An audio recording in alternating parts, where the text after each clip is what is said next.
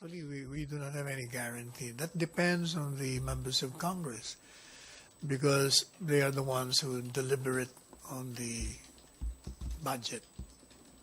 We can always hope that it will pass on time because any delay will again affect our economy.